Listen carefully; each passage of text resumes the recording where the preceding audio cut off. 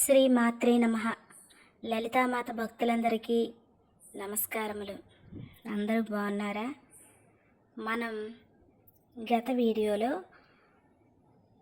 లలితా సహస్రనామాల్లో 24వ శ్లోకమైన దేవర్షిగణ సంఘాత స్తూయమానాత్మ వైభవ భండాసుర వధోద్యుక్త శక్తి సేనా సమన్విత అనే శ్లోకం, దాని యొక్క భావాన్ని తెలుసుకున్నాం. ఇవాళ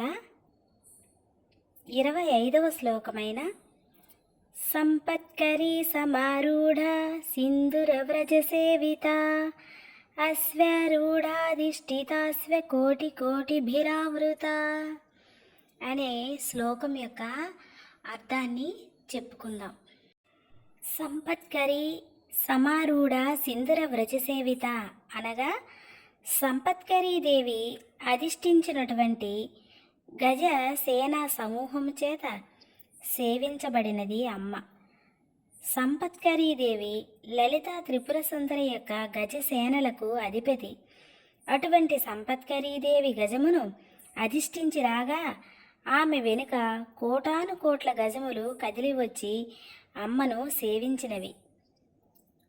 ఏనుగుల నందు భద్రగజములు మొదలు అనేక స్వభావములు లక్షణములు కలిగినటువంటి ఏనుగులు కలవు. అటువంటి ఏనుగుల సమూహము చేత అమ్మ సేవించబడినది అని దీని యొక్క భావం. అంటే అమ్మ సంపత్కరీదేవి యొక్క గజములతో అలాగే సంపత్కరీదేవితో సేవించబడినది. అశ్వారూఢాధిష్ఠితాశ్వ కోటి కోటిభిరావృత అనగా అశ్వారూఢ అను దేవత చేత అధిష్ఠించబడినటువంటి కోటాను కోట్ల అశ్వముల సముదాయమును కలిగి ఉన్నది అమ్మ. అశ్వారూఢాదేవి లలితా త్రిపుర సుందరి యొక్క అశ్వ బలమునకు అధిపతి.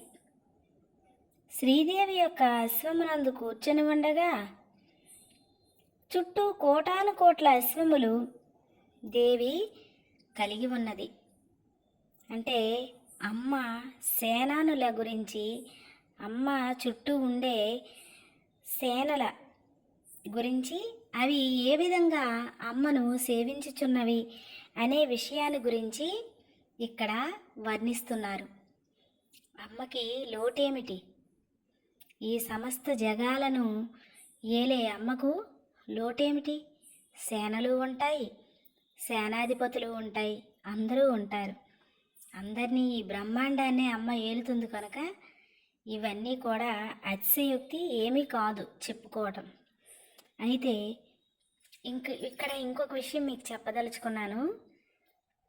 లలితా సహస్రనామాలు ఏ ఇంట్లో ధ్వనిస్తాయో ఆ ఇంట్లో అమ్మ యొక్క సేనలన్నీ కూడా ఆ శక్తి సేనలు, దైవ గణాలు ప్రతివి కూడా మన చుట్టూ కూడా తిరుగుతూ మనల్ని అనునిత్యము అనుక్షణము రక్షిస్తూ కాపాడుతూ మనకి కావలసినవి అందిస్తూ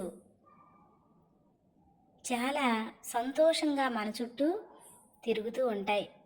కాబట్టి మీరందరూ కూడా లలితా సహస్రనామాలను ప్రతిరోజు చదవండి లేదా వినండి. తర్వాత వీడియోలో తర్వాత శ్లోకం యొక్క అర్థాన్ని చెప్పుకుందాం. శ్రీ మాత్రే నమః.